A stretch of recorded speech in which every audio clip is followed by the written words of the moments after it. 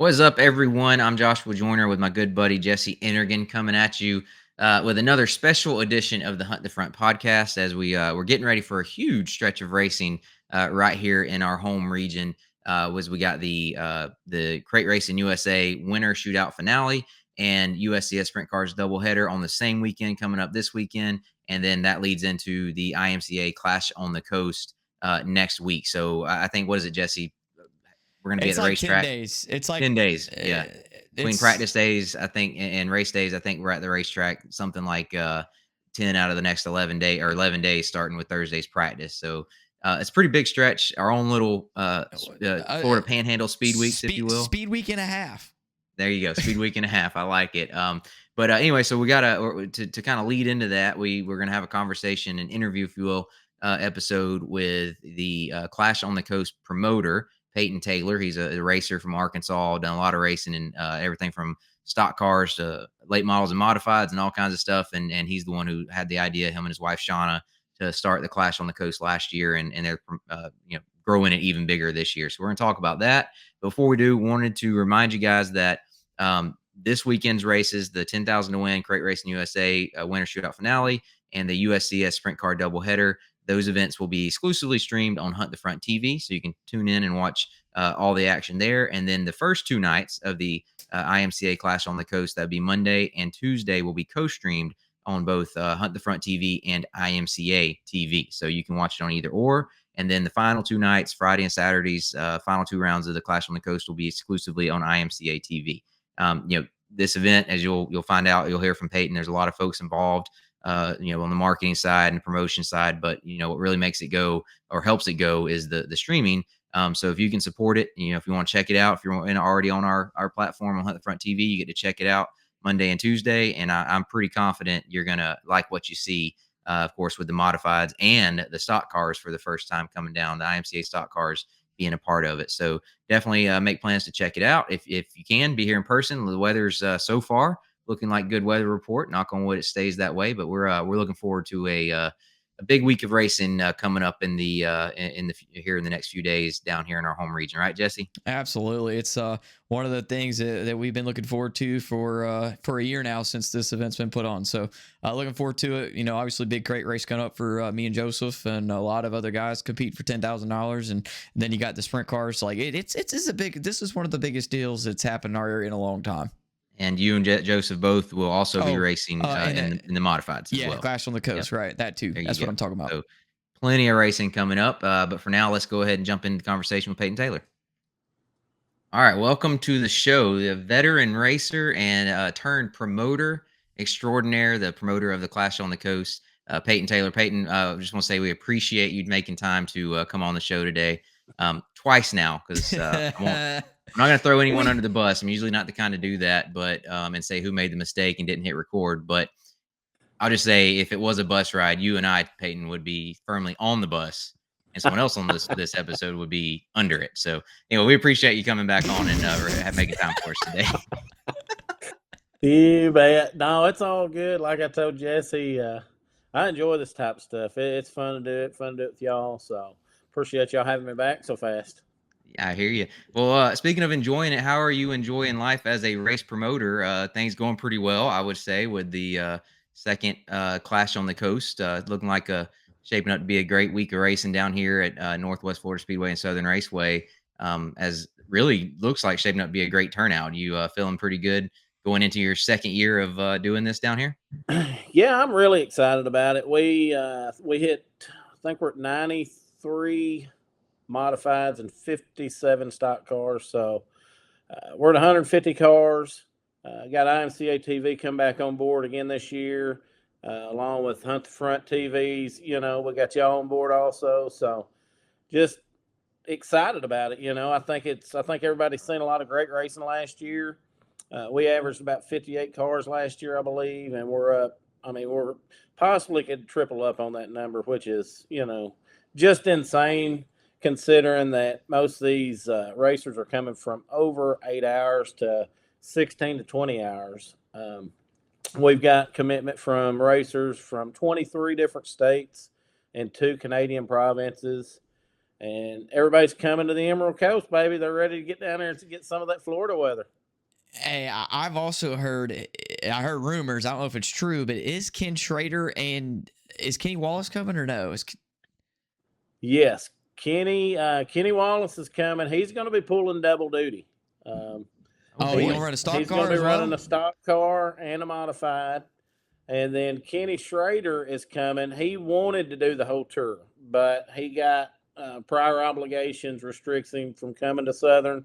But I'm thinking he may get in that points battle and just go ahead and change it up, and maybe stay over at Southern. I'd like to see him run the whole tour, but he's got a lot going on. But we're excited about them coming. I'm excited about having y'all on board again this year, and just all of our racers. It takes all of us to make this deal go. So really excited about the energy them guys are going to bring as well. That's awesome. Good deal. I'm excited to see Kenny Wallace. Ken Schrader too. He's pretty cool. But Kenny Wallace, this the personality and the brand he's built since kind of getting out of NASCAR and diving into the dirt world and the social media stuff and all that's pretty cool. So to have him come down here to our home tracks will be pretty cool. I wanted to ask one thing. So you mentioned it. 150 total cars signed up. That's pre-registered, a paid pre-registration. So we could end up over that, depending on how things go. I'm sure there's some local guys who haven't signed up yet. But that's impressive. Over 90 mods, closing in on 60 stock cars.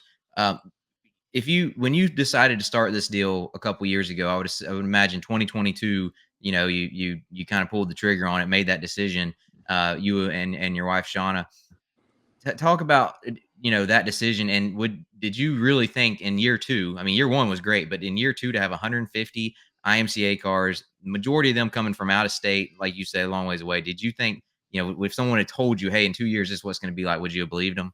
I'd told them I was drunk. I mean, there ain't no way to really forecast, what your event's going to do on year two. So we did an interview after night one or night two at Northwest, and Jay Van asked me, he goes, what's your goal for next year? And I said, man, if we just get 80 cars, I'd be tickled to death. And, we've almost doubled that number. So I do think we'll lose some just because life happens, but I think we'll gain a lot more because a lot of racers don't even pre-register anymore. Right. And I get that. I understand that. But I think a lot of the reason the people are pre-registering is to say, hey, we're going to support it. We're excited about it.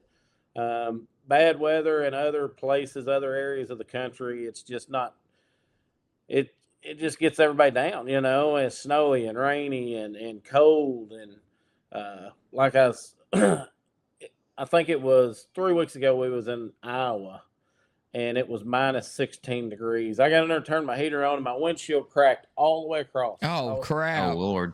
Well, at least my battery started, so that all worked out good. But where it all started was we was actually going to race an event in Texas, and weather got that event, and it was Tuesday. We was loaded up, and my daughter's boyfriend, Cody, he's kind of one of my right-hand men. He's Mr. Payton. He's a big follower of Hunt the Front.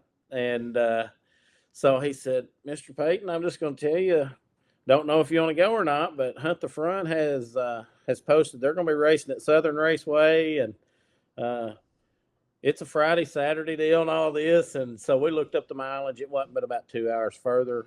So I got with Spencer, and he's like, man, go get it, and that was one of our goals, to win an out-of-state race. So we knocked that one out of the ballpark that weekend. We had some pretty good speed right out of the gate down there, and just really enjoyed it. It was a fun event for us. We're in shorts, and, we did catch good weather there, and it was a fun deal. So we wound up, Cody brought the broom out over there to the trailer after that Saturday night. That may be one of y'all's tricks they seen that from or something, but he brought the broom over where we swept the weekend. It was very, very cool, to go to a new track and do that. But so on the way home, we're driving the next day, and I look at my wife and I said, I think they need to have a speed week down here.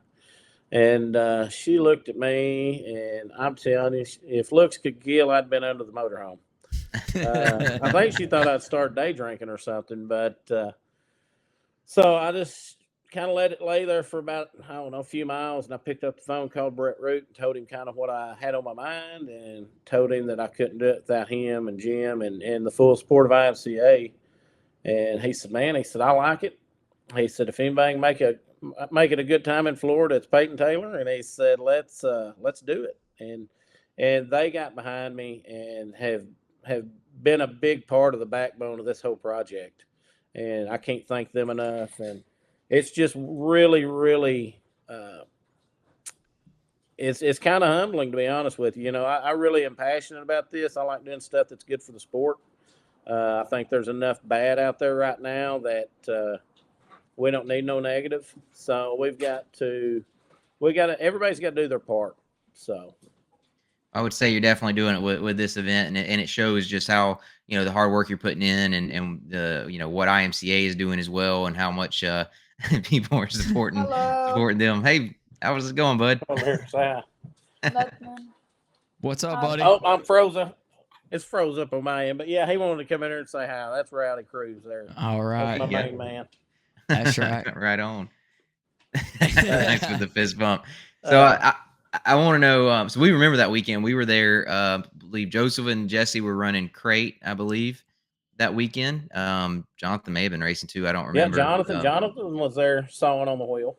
That's right. And I remember them saying that's Peyton Taylor from Arkansas, and it's like, what's he doing here? Well, I didn't really know who he was, but I know that me and Joseph was like, man, let's go watch this mod race. And sometimes we get a chance. We like to watch other divisions, and when we get the opportunity to. And it was like Friday night, you half tracked them, and then the next night you half tracked them. I'm pretty sure. Did you come from the back one time? One of the nights? Yeah, Saturday night. Yeah, right. So it's like, oh man, we got to watch this. He's gonna win. And then sure enough, he goes out there and dominates. It's like, all right, well now I know who Peyton Taylor is. We ain't used to seeing that kind of. Well, okay, let's back up. Anyway, it was impressive. It was impressive. At that time, the modified division in our area, and it still is to some degree, was going through a transition from the open modifieds to IMCA. It was just coming in, and so the IMCA guys around here at the time, not to knock anything, your performance that weekend, but you came in and showed them what was up. That weekend. And I want to know because we talked with you afterward or at some point during and everything, and I don't remember if you ever mentioned it then, but did you have did you have it in your mind when coming down here you wanted to get into race promoting, or was it kind of like you saw the opportunity and what was going on and the opportunity to create something like you've created, or were you already kind of looking for something to get into on the race promoting side? No, I had actually hit my mom and Mooney up a year ago, probably a year before with the inaugural clash, and kind of mentioned something to her about maybe leasing a track, doing a mod show, just trying to get my feet wet. And that's at Batesville, right? Yeah. That's there. Yes. So folks that don't know, that's Batesville Motor Speedway. Yeah. And so I want to do that because they're not getting no younger, and I think they're ready to move, enjoy the next part of their life. And I thought, well, maybe I can limp off in here and, maybe help them out some. And she just told me straight up, she's like, no, she said, we don't need you to do that. And I was like, okay.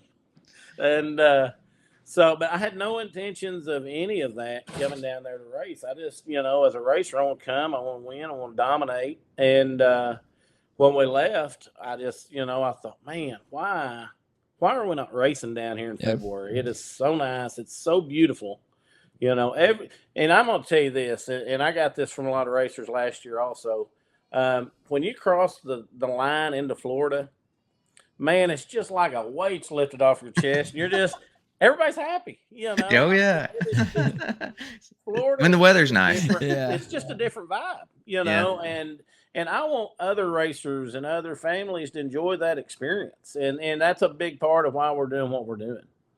Hey, I think our local chamber of commerce should hire you for to do some promos with that kind of attitude and that kind of talk. I like it.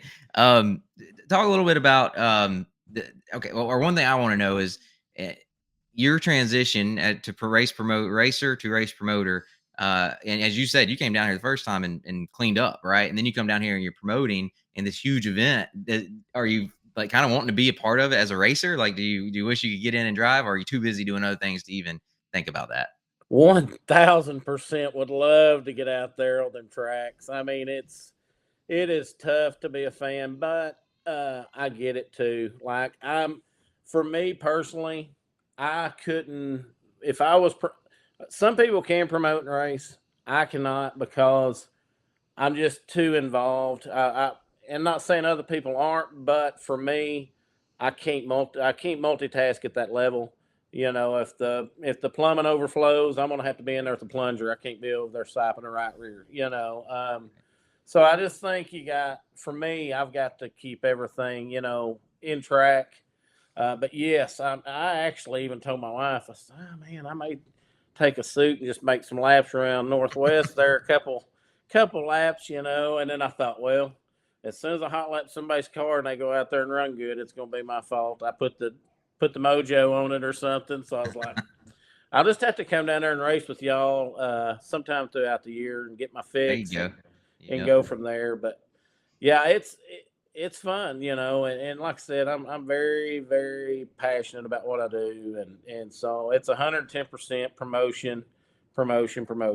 And yeah, speaking about the chamber, I mean, I think. I know there's some big events that's happened there before, but this is fixing to be epic. It's when you start getting north of 150 race teams in two divisions to come to y'all's area. The racetracks are fixing to bring a lot of money into that area. When you start talking about gas stations, grocery stores, parts stores, hotels, VRBOs, and I hope that area realizes what dirt tracks bringing. When they go Monday, the following Monday and take them heavy deposits. I hope they know what the reason was for. Because y'all do a real good job in y'all's area, and I just, I hope these people understand where these heavy make bags come from. So that's actually raised a good point because that's one thing, and I'm sure a lot of tracks are having to deal with local ordinances and county officials and everything, and not our track, the people in charge of the track, and everyone involved there try to impart on the county folks how important this is or how much stuff events like this bring to the county, right? And yours is, I mean, with this many people come from out of town, this is a perfect example. I would say probably by far one of the biggest influxes of people to our area that besides just general vacation goers to the beach. And again, we know a lot of those folks are going to go down to the beach, but the general population that comes to vacation down in Florida here in the Panhandle don't come north of kind of 5 or 10 miles from the beach, right? So we're getting Yeah. them up here into the central part of the county where we're from. So definitely helps to as we're trying to keep Southern Raceway going strong. Our the track owners are to have something like that to kind of hang their hat on when they go to the county for be able to keep doing what they're doing. So definitely appreciate that. Well, tell me about one thing I want to talk about was the stock cars because as we were out at practice. They had a practice last week on Thursday. The actual race weekend rained out, unfortunately, but we had a couple of those stock cars in town. The Murdies were here making laps, and I'm pretty sure we were talking about it. Pretty sure that is definitely the first time IMCA stock cars have made laps at Southern Raceway, and quite possibly the first time an IMCA stock car has made laps in the state of Florida. So, how did you, knowing that they're not from here, and you're going to have to pull literally every single one of those cars to down here to have a division? How did you make that decision and feel confident that you were going to be able to do that? Like I said, with no local support in that division since they don't run around here. That's a good question. I don't really know that I knew we was going to get the support. I went in, I researched it and reached out to several people, and I felt like we would get 35. And you can do a show with 35 cars. I was happy with that, and we just I got with Brett because we didn't have IMCA stock cars last year. I didn't want to go that far and put all my eggs in one basket where everybody had to travel. So we tried doing some stuff with Cruza, and we just didn't get the response we really needed to make it make sense. So we chose to go with IMCA stock cars. I had got with Brett and Jim and just asked them their opinion because they're involved. So like they've got strong opinions and so I took their feedback and got with Shauna and we just made the decision. But to ever expect that because all these Iowa cars are 16 plus hours one way. So when you start talking about Iowa, Minnesota, Michigan, Pennsylvania, I mean, there's just a lot of travel being, and they're committed. So I'm blown away with, and I think that number will probably land around 65. I think is probably where we're going to be at there. I think the mods will probably be around 100, north of 100, maybe, hopefully. And that'll be plenty of cars. We can put on some great racing with that. But I think another big part of the reason we've got a lot of feedback from and a lot of support from stock car world is the modified racers that come down last year really enjoyed themselves. We got the races over every night by 9:30. I ain't gonna say that nobody left with no damage, but they wasn't leaving on rollbacks, and I think a lot of that is also has to do with the way we do our qualifying and our structure there. Anytime I see passing points, I see people overdriving a lot. Everybody's trying to get everything they can get, and I get it. I'm a racer, but we just we kind of do our own deal, and when IMCA gets behind you, it's just they give you a big push, and that's what we needed to make this deal happen. Right. I do want to. So the format to me is very interesting, and I think last year, and I think there's going to be some changes with the mods because of how many cars you have. Yeah. But last year, I know what the way it was, where you everyone drew for the heat race starting spot, and then you mixed it up where if you drew a high number on night one for the 2 nights at the same track, you were guaranteed to draw in this lower half. Like you drew from the bucket with only the bottom half of the numbers Yep. for night 2. So you kind of had and then if you drew a low number on night 1, you had to draw the high bucket on night 2. And and then everyone started straight up in heat by that draw in heat races, and you ran straight up top 3 in each heat, got in, I think it was, or whatever. And then you had B mains. And I just remember thinking, I was a skeptic, let's put it that way. And because where we come from in the South, and especially late model racing in general, you qualify and you put the fastest cars up front. And I am no fan of that. I would love to bring, draw for your position or some kind of inverts and something to shake it up, make it more entertaining. But don't tell anyone in the late model world I said that.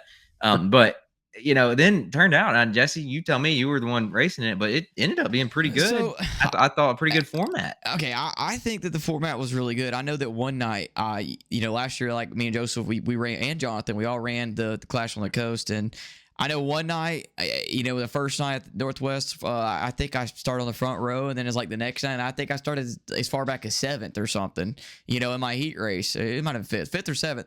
So, it really gives guys that might have a crappy draw or a crappy night in general a chance to start up front and give them their shot. You know what I mean? Like, hey, you're going to start out front tonight. It's on you if you can't get it done from here. You know what I mean? So, it's really fair opportunity for everyone. And if you're really fast on your high night, you're going to get there. And here's another thing. Our local tracks, I don't think they're notable for being great racing. And that's where late model guys come in, where they want to qualify, line up, because it's just hard to pass. But with this whole deal that Peyton put on with these IMC mods, I feel like that they got the small tires, they're narrow, and you can pass. And I think that's why the format works so well, is because the tracks produce really good racing because of the kind of cars that we're racing and the caliper drivers that are out there racing. Then you throw in that format, which doesn't automatically put the fast guys at the front, makes them work for it. Yeah. And I will say, especially Northwest Florida Speedway on night 1, that was some of the best racing in our area that you're going to see. Those guys were racing all over that track. Southern was good too. You had great racing, and honestly, I'm really looking forward to the stock cars. Me too. I'm used to IMCA TV and the local tracks around there. They do a great job with their social media out there in the IMCA area region. So we see a lot of those cars and how good they race. And after all the mods came down and put on the show they did last year, I think it's going to be, I'm even more looking forward to seeing what the stock cars do with how good, the shows they put. I see the action that I see, the highlights that I see from them online. So really excited to see those and just the racing in general. You kind of hit on it earlier, but to have a speed week here in our home area is pretty cool. I don't know if we talked about it, but back in the 90s, there was a kind of a precursor for this, if you will. There was an IMCA Winter Nationals at Southern Raceway, and I might have gone to some other tracks, I'm not sure, but that kind of fizzled out. And we always had, even after that fizzled out, we had some February racing in the area, but it was never anything big. And we always knew about speed weeks down in further south from here, which is for us another, everyone's like, in Florida, why don't you just go to Volusia and East Bay? Yeah. But that's another 6 or 7 hours from here. So to have something like this in our home area is pretty cool. So kudos to you and Shauna and y'all's team for making it happen and putting it on. Go ahead, I Jesse. just want to say, like, for my time frame of racing and whatever, like the biggest race of the year, the one that we all look forward to as locals, was Southern used to do the 10,000 to win crate race.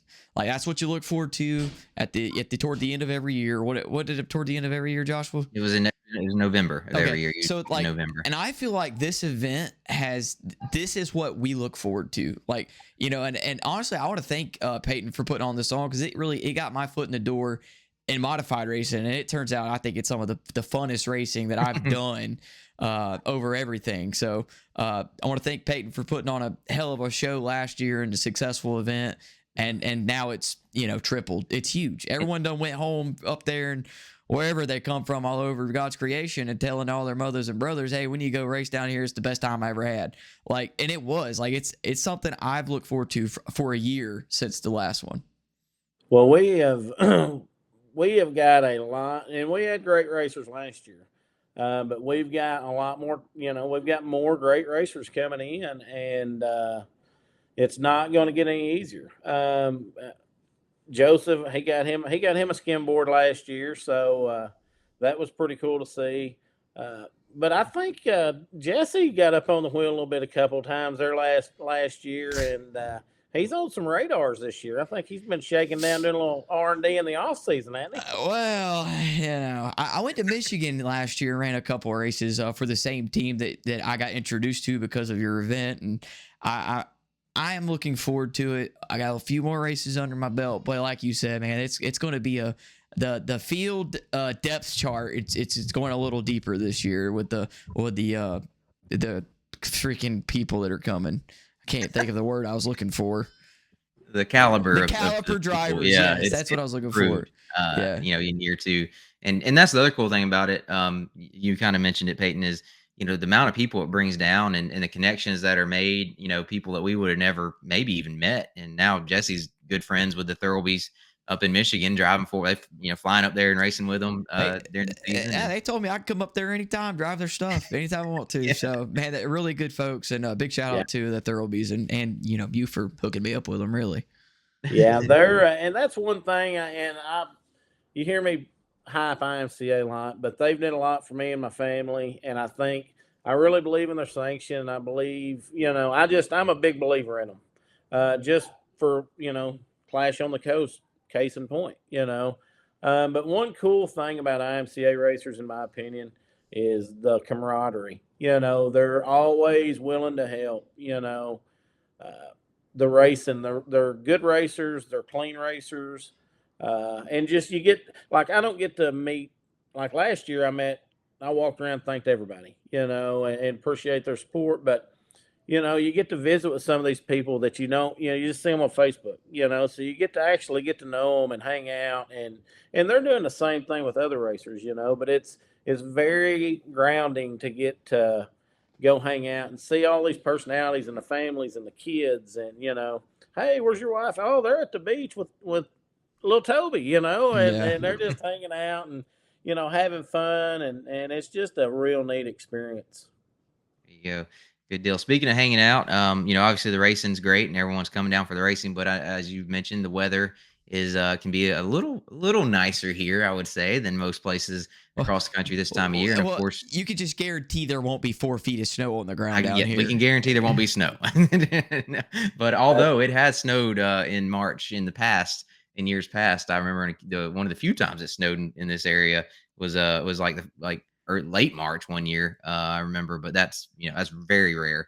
But point being is we have the nice weather and we have the beach and all the activities that entails. So for somebody who's watching this, getting ready to come down, whether they're a racer or a fan, and you got that built-in beach day, that off day on Wednesday. That's awesome. Next week. What's got any advice for them? What to get into, whether it's during the day or if they're into the nightlife scene? Any advice for them as the event promoter that to steer them in the right direction? Oh man, there's you got the boardwalk at Pensacola Beach, you got Navarre. I mean, there's just so much stuff you can do down there. good food. We always like Pedro's. It's fun. They got some big margaritas if that's your thing. I think the pier's shut down, getting redone right now, but the boardwalk's open. Peg leg pizza is always good. Flounders, but if you go to Flounders, you got to be careful on that diesel fuel. Diesel That's It'll fuel. it, the light you diesel up. fuels. Yeah, I was gonna go ahead and we heard stories last year of some of the teams that came down and ventured over to Flounders on the off night and got a little carried And away with the diesel fuels. From personal experience as a local, they will catch up with you real quick if you're not careful. yeah, For the sure, for sure. Hey, I sent that's something I was going to tell y'all about is the Thoroughbees. The whole crew there, the Thoroughbees. They asked me like, "Hey man, what should we go do on our off day?" And I'm like, "Go to the beach and go to Flounders, get you a diesel fuel. There's a few different flavors, but I will suggest don't even finish your second one." Well, I think a few of them did not listen. Went ahead and finished them, and needless to say, they were dragging the next day. Typical racers. Typical They racers. don't listen. None at all. Hey, you should have seen. I mean, I'm pretty sure my brother had an out of body experience last year on the day off. He was Indian style in the driveway of our beach house, so he didn't. I don't think he was firing on all cylinders there for that practice. Oh my gosh! But that's what it's about, I mean, I think there's a wedding plan this year. I think there's an engagement last year. I mean, we're not just racing; we're bringing people. We're letting them, fall in love down here. Right. There you go. So, Oh man. the off day, and y'all know when you go off and you do some of these week-long events, you're at the track from 9 a.m. till 2 a.m. every day. You don't even get a chance to go eat anything. So that's one reason we put the break in the middle of the week to kind of let everybody just, enjoy this area and support them businesses down there. If we don't have that day off, they're staying at the track. Yeah. So this brings some revenue into down there for y'all and, for y'all's area. And I think that's good. Yeah, it helps the racer make it feel more like we're going on vacation at the same time as, hey, we're going to go have some fun and go race while we're there.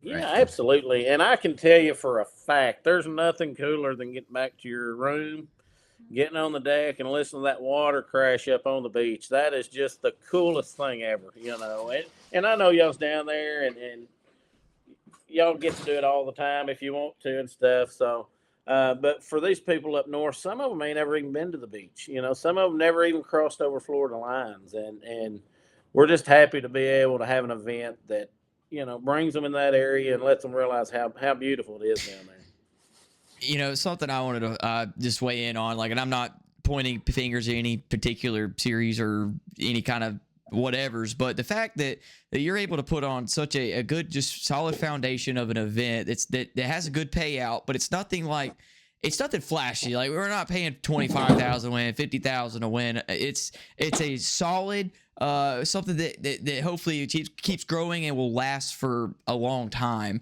and it gets people from all over the place. Like you said, did you say Canada? Yeah, we've got two racers coming from two different Canadian provinces. So I mean, Jesse, do you know where Canada is? It's way up yonder somewhere. Yeah, we had a discussion on where New Zealand was. He didn't know where New Zealand was earlier. I said it was Australia, and it ain't that far from it, right?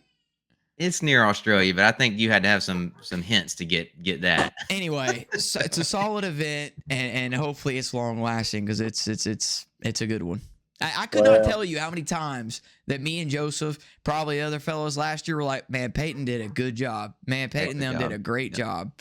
Well, it ain't just me, and y'all know this as well. I get all the glory, and it ain't all me. My wife does a ton behind the scenes on this. My daughter and Cody and all our staff.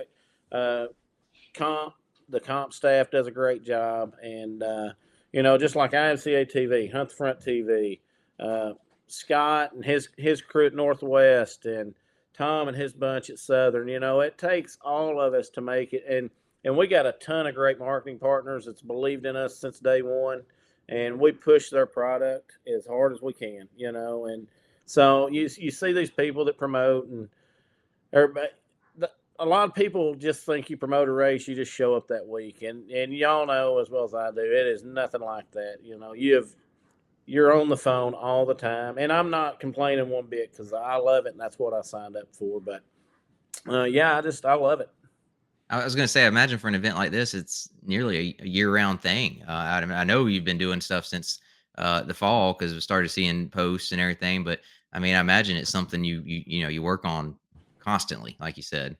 Oh yeah, and especially with social media. I mean, y'all set the bar so high on social media, it's hard to catch up to that. But if we can just be a fraction of what y'all have built and carry and carry on what we're doing through social, I don't think many's ever going to catch where y'all's at right now, which is very cool. I'm the guy that's happy for my friends. I cheer for my friends. So, y'all worked hard, and a lot of people don't see that. They don't see the hours that went in, and I do. I get it. Uh, but yeah, I'm having to in-house counsel my daughter because her and her boyfriend Cody are sitting there trying to do all this TikTok stuff, and I said, "You just do it." And so we got TikTok. It's the Clash on the Coast. Had to do a little shameless plug there. There you go.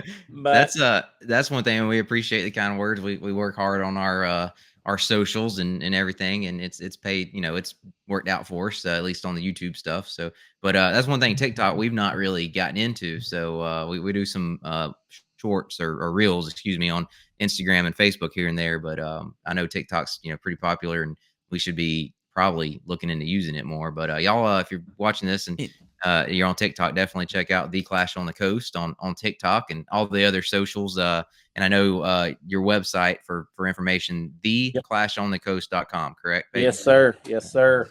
Yeah. I had a question. So, as a racer, can you have that racer mentality as a promoter? Like, can you go into it?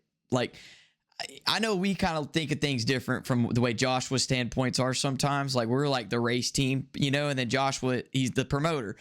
And we do actually hit head, it doesn't really always jive between us. But you're taking the role of you are the racer, and now you're going promoter. So can you have the same mentality, or do you have to change it a little bit? I go off a lot of my racer, history, what I liked when I went to a racetrack, and that goes back to the high low bucket, for drawing in, that seems the fairest way. Uh, my points payout, it pays back 16 positions. There's, I did cut that from 20 last year. But you had to attend 100% of the races to get the point payout.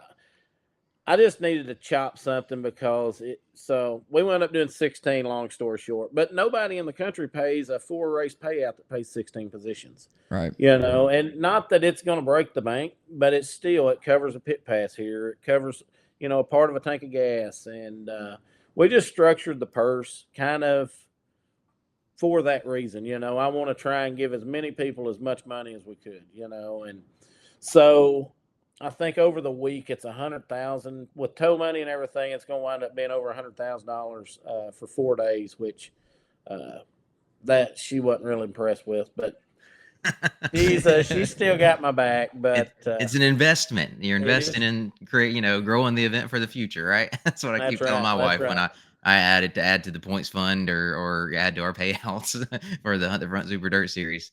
Well, it's easier to ask for forgiveness than permission is what I've heard. So yeah, there you go.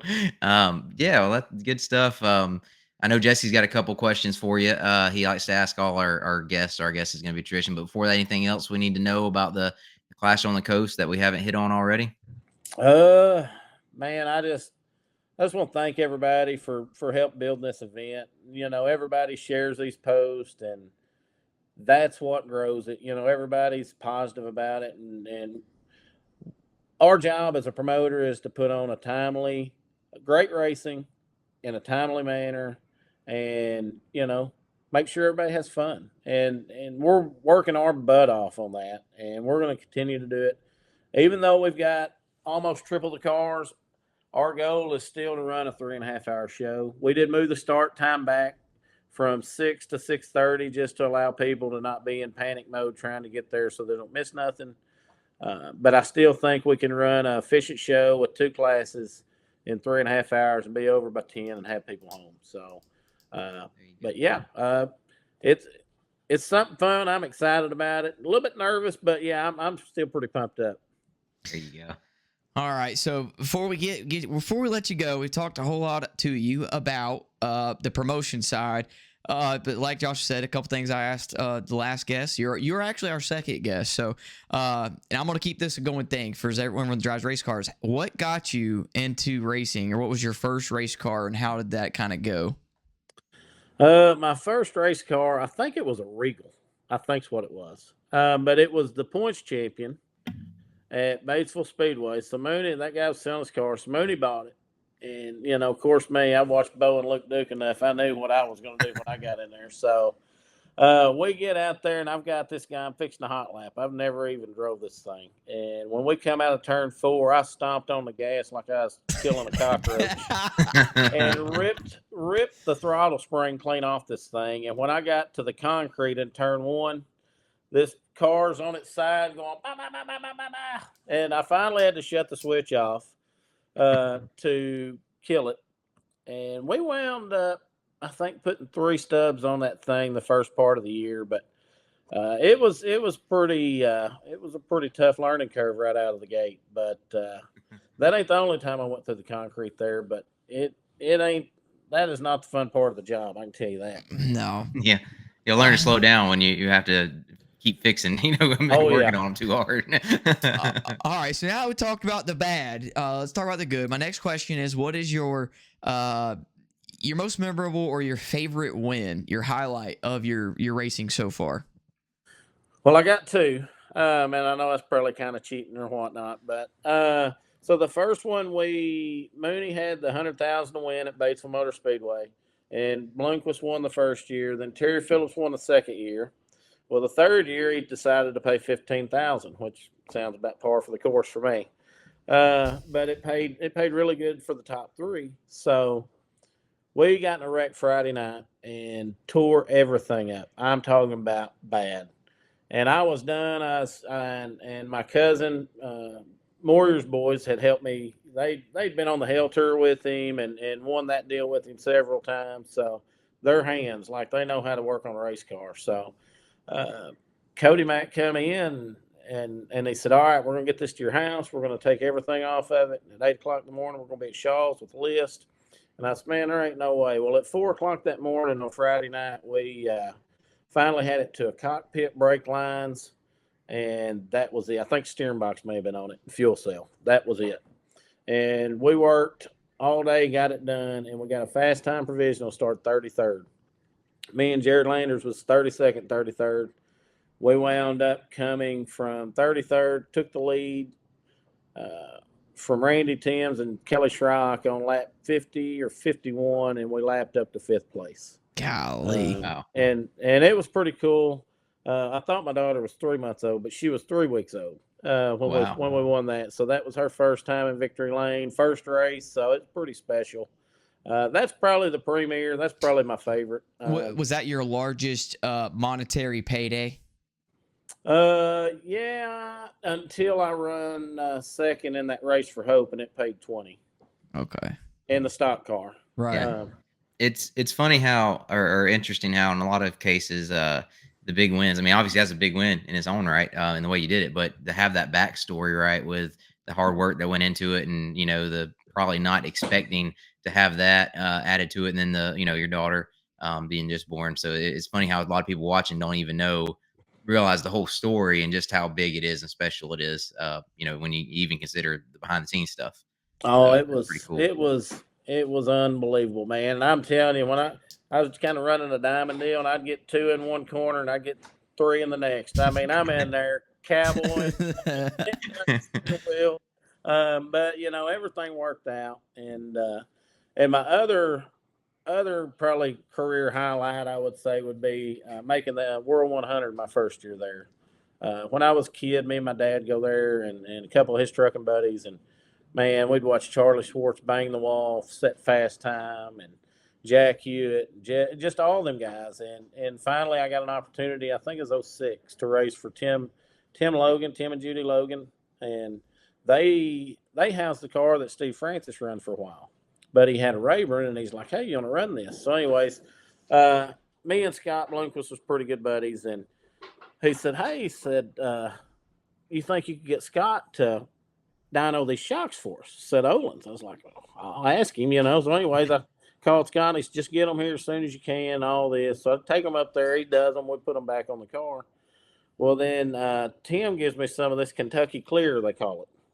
Kentucky moonshine. So he said, "Go give that to Scott and tell him we appreciate it." So I took it up there to Scott, and he goes, "All right, the only way I'm taking it is if you come back and drink it with me." And I was like, I done lived that road before. I was not doing that twice in a lifetime. So we wound up going, and we set 34th. They did a 36 car invert. They put us on the pole of the 5th heat. We led every lap, and we took the white flag, and the second place guy spun out and set us up for a Shannon Babb slide job, taking the checker. So we was a half lap away from starting on the front row of the World 100 our first time, but we did make it. And at that time, they had told me that Purvis and Bloomquist was the only one to ever make it on their first trip there. So, I'd love to go back and get me some more. I am working on a stock car event for there. Me and a couple other buddies of mine are working on one. So that'd be huge. We're gonna get through the Clash, but I will tell you though, these stock cars, y'all better get ready, because these guys will take the gloves off and throw some sliders. Yeah, I'm looking forward to. I hope to see plenty of them at the Clash on the Coast this next week. Yeah, I am pretty excited to see the stock cars. Well, that's pretty cool. It's pretty good stories, man. I did not know that you were a World 100 starter. Yeah, it's pretty wild. Slide on in here. So this is the guy. This is the reason why we have the Clash on the Coast right here. This is Cody. He's a big part. He does a lot for me, and he's pretty much like my kid. So he does a lot. He didn't have a radio last year, and I couldn't find him, and we had a little cookie milk talk. So I got him a radio this year. So.